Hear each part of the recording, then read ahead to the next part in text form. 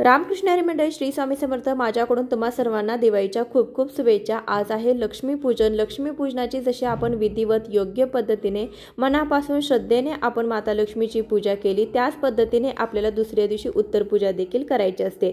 आपण जेवढ्या भक्तिभावाने देवी आपल्यावरती प्रसन्न व्हावी त्यासाठी ही पूजा मांडत असतो, तेवढ्याच भक्तिभावाने आपल्याला उत्तर पूजा सुद्धा करणं गरजेचं आहे। आता पूजेमध्ये वापरलेल्या साहित्याचं काय करावं, त्या प्रत्येक गोष्टींचं काय करावं ते डिटेलमध्ये या व्हिडिओमध्ये आपण पाहणार आहोत। तर हा व्हिडिओ शेवटपर्यंत पहा। चॅनलवरती नवीन असाल तर अजून सबस्क्राइब केलं नसेल तर सबस्क्राइब करा। आणि चला तर मग व्हिडिओला सुरुवात करूया। तर लक्ष्मीपूजन आपण सायंकाळच्या वेळेला करत असतो, ही पूजा आपण मांडत असतो। दुसऱ्या दिवशी आपल्याला सकाळी ही उत्तर पूजा करायची असते। सकाळी आपल्याला अगोदर अंघोळ करून घ्यायची आहे, त्यानंतर रोजची देवपूजा करून घ्यायची आहे आणि त्यानंतर आपल्याला उत्तर पूजा करायची आहे। उत्तर पूजा करण्या अगोदर सर्वात आधी आपण दिवा जो आहे तर तो प्रज्वलित करून घ्यायचा आहे। रातच्या ज्या समयी असतील तर त्या जर लावलेल्या असतील, लागलेल्या असतील तर तशाच ठेवा। शांत झालेल्या असतील तर एक तरी दिवा उत्तर पूजा करताना परत आपल्याला लावायचा आहे। दिवा लावून घ्यायचा, अगरबत्ती धूप ओवाळून घ्यायचा आहे। त्यानंतर आपल्याला देवीला नैवेद्य दाखवायचा आहे। अगदी तुम्ही दही भाताचा नैवेद्य दाखवला किंवा साखरेचा नैवेद्य दाखवला तरी सुद्धा चालेल। तर दुसऱ्या दिवशी दिवाळीचा पाडवा देखील असतो, तर पुरणपोळीचा देखील नैवेद्य बनवलेला असतो। तुम्हाला जर पुरणपोळीचा नैवेद्य बनला असेल तर तो देखील तुम्ही दाखवू शकता। हा रात्रीचा दिवा शांत झाला असेल तर त्यातील एक दिवा पहिल्यांदा लावून घ्यायचा। त्यानंतर आपण जी उत्तर पूजेची पूजा आहे तर ती करायला सुरुवात करायची आहे। सर्वात आधी हळदी कुंकू लावून घ्यायचं, म्हणजे देवीच्या मूर्तीवरती सर्व आपल्याला हळदी कुंकू वाहून घ्यायचं आहे। जे सुगड ठेवली, आपण जो कलश ठेवला तर सर्व पूजेवरती आपल्याला हळदी कुंकू वाहून घ्यायचं आहे। आणि त्यानंतर आपल्याला नैवेद्य दाखवून घ्यायचा आहे। भरीव चौकोनी मंडल करायचा, त्यावरती नैवेद्य ठेवायचा, 3 वेळा पाणी फिरवायचं आहे। अशा प्रकारे आपल्याला नैवेद्य अर्पण करायचं आहे। नैवेद्य अर्पण करून झाल्यानंतर आपल्याला क्षमा प्रार्थना करायची आहे। देवीआईकडे प्रार्थना करायची आहे की माझ्याकडून ही जी पूजा आहे तर ती मनोभावे केलेली आहे, त्या पूजेमध्ये माझ्याकडून काही चूकभूल झाली असेल, माझ्याकडून काही चुका झाल्या असतील तर मला क्षमा कर आणि माझ्या घरामध्ये अशी स्थिर स्वरूपामध्ये वास्तव्य कर। सुख शांती समाधान वैभव्य मला प्राप्त होऊ दे। घरामध्ये तुझी कृपा अशीच अखंड राहू दे, अशी देवीकडे प्रार्थना करायची आहे। आणि त्यानंतर आपला जी पूजा आहे तर ती काढायची आहे। पूजा करताना, उत्तर पूजा करत असताना थोड्याशा अक्षता आपल्या हातामध्ये आपल्याला घ्यायच्या आहेत आणि त्या अक्षता ज्या आहेत तर त्या सर्व पूजेमध्ये आपल्याला टाकायच्या आहेत आणि आगमन पुनरागमन असं आपल्याला म्हणायचं आहे। असं म्हटल्यानंतर कलश जो आहे तर तो थोडासा हलवायचा आहे आणि देवीच्या मूर्त्या ज्या आहेत तर त्या देखील तुम्ही थोड्याशा हलवू शकता। अशा पद्धतीने उत्तर पूजा संपन्न होते। उत्तर पूजा झाल्यानंतर लगेचच पूजा काढायला घ्यायची नाही, थोडा वेळ थांबायचं आहे। आपण जी अगरबत्ती लावली तर ती जवळपास शांत होईपर्यंत तुम्ही 5-10 मिनिटं थांबायचं आहे।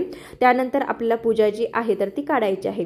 पूजा काढत असताना सर्वात आधी आपल्याला फुलं जी आपण वाहिलेली असतील, जास्त प्रमाणामध्ये आपण झेंडूच्या फुलांचा वापर करतो, ही सर्व फुले हार आपल्याला काढून घ्यायचा आहे। हार जर ताजा असेल तर 1-2 दिवस तुम्ही फोटोवरती ठेवू शकता, नसेल तर तुम्ही काढून घ्या। सर्व फुले आपल्याला काढायची आहेत आणि त्यानंतर ही जी फुले आहेत तर ती तुम्हाला जर निर्माल्यात सोडणं शक्य असेल तर निर्माल्यात सोडा। निर्माल्यात सोडणं जर शक्य नसेल तर तुम्ही ही जी फुलं आहेत तर ती एखाद्या मोठ्या झाडाच्या बुडक्याशी टाकू शकता, त्यामुळे देखील झेंडूची नवीन झाडे जी आहे तर ती तयार होतात। याशिवाय आपण जी विड्याची पाने घेतली तर ती विड्याची पाने देखील तुम्ही निर्माल्यामध्ये टाकायची आहेत किंवा एखाद्या मोठ्या झाडामध्ये तुम्ही टाकू शकता। यानंतर देवी देवतांच्या ज्या मूर्त्या घेतल्या असतील तर त्या उचलून तुम्हाला देवघरामध्ये ठेवायच्या आहेत। सुपारी घेतल्या असतील तर त्यातली जी कुबेराची सुपारी आहे तर ती तुम्ही पुन्हा एखाद्या पूजेमध्ये वापरू शकता किंवा ती सुपारी त्यानंतर थोडेसे धने त्यामध्ये घालून ते धने आणि सुपारी तुम्ही लाल कपड्यामध्ये बांधून तिजोरीमध्ये देखील ठेवू शकता। दागिने पैसे जागच्या जागी ठेवायचे आहेत। जो आपण झाडू घेतला होता तो झाडू लगेचच वापरात घेऊ नये, दिवाळी संपल्यानंतर तो झाडू तुम्ही वापरात घेऊ शकता। यानंतर आपण जे काही लाह्या बत्तासे ठेवले असतील तर ते घरात खाणं असेल तर शक्य असेल तर खाऊ शकता किंवा गाईला खाऊ घालू शकता। जो नैवेद्य दाखवला तर त्यातला नैवेद्य आपल्या घरात जर खाणं शक्य असेल तर खायचं किंवा गाईला घालायचं किंवा पक्ष्यांना घालायचा, परंतु तो वाया जाऊ नये, त्याचा अपमान होऊ नये ही गोष्ट आपल्याला लक्षात ठेवायची आहे। त्यानंतर आपण ज्या अक्षता वापरल्या चांगल्या असतील तर घरामध्ये त्याचा भात करा। घरामध्ये नॉनव्हेज असताना त्या ज्या वस्तू आहेत, जे तांदूळ आहे तर ते वापरू नका। ते तांदूळ आहे तर ते घरामध्ये तुम्ही जेव्हा व्हेज कराल तर त्यावेळेस ते तांदूळ आहे तर ते आपल्याला वापरायचे आहेत। त्यानंतर जे विडा आपण वापरला होता, खारी खोबरं हळकुंड सुपारी, ती इतर पूजेमध्ये तुम्ही वापरू शकता, फक्त विड्याची पाने तुम्ही निर्माल्यामध्ये सोडू शकता। यानंतर आपण कलश जो ठेवला होता तर प्रत्येकांना प्रश्न पडतो की हा कलश काय करायचा। कलश जो आहे त्यातला नारळ जो आहे तर तो तुम्ही फोडून प्रसाद म्हणून खाऊ शकता किंवा वाहत्या पाण्यामध्ये सोडला तरी सुद्धा चालेल।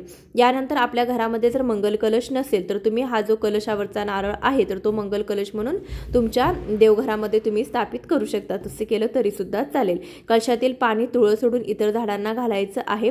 कलशामध्ये जे काही आपण नाणं सुपारी टाकली होती तर ते इतर पूजेमध्ये कलशामध्ये घालण्यासाठी तुम्ही वापरू शकता। अशा पद्धतीने सर्व गोष्टींची काळजी आपल्याला घ्यायची आहे। सर्व वस्तूंचा आपल्याला योग्य ते पद्धतीने आपल्याला ही जी पूजा आहे तर ती काढायची आहे आणि सर्व वस्तूंचा योग्य ते पद्धतीने वापर करायचा आहे। कोणत्याही वस्तूचा अपमान होऊ नये याची आपल्याला काळजी घ्यायची आहे। अशा पद्धतीने आपल्याला उत्तर पूजा जी आहे तर ती करायची आहे। सुगडामध्ये जे आपण धान्य भरलं होतं तर ते धान्य आपल्याला आपल्या घरातील जे धान्य आहे तर त्यामध्ये मिक्स करायचे आहे। जे धने तुम्ही वापरलेले आहे तर ते धने तुम्ही तिजोरीमध्ये बांधून ठेवू शकता। आपण जे कॉइन्स वापरलेले होते तर ते कॉइन्स तुम्ही घरामध्ये देवघरामध्ये ज्या वस्तू लागतात, अगरबत्ती असेल, तेल असेल, धूप असेल, त्या वस्तू आणण्यासाठी तुम्ही ते पैसे जे आहे तर ते वापरू शकता। इतर जे धान्य आहे तर ते घरामध्ये असलेल्या धान्यामध्ये मिक्स करायचं आहे। जे आपण दिवे वापरलेले होते, समया वापरलेल्या होत्या तर त्या घासून पुसून स्वच्छ करून ठेवायच्या आहेत। आपण पैशांची पूजा करतो त्यामध्ये 1 रुपयाचं नाणं ठेवतो तर ते 1 रुपयाचं नाणं देखील तुम्ही तिजोरीमध्ये बांधून ठेवू शकता। अशा प्रकारे उत्तर पूजा करायची आहे। साहित्यांची काळजी आपल्याला घ्यायची आहे। धन्यवाद।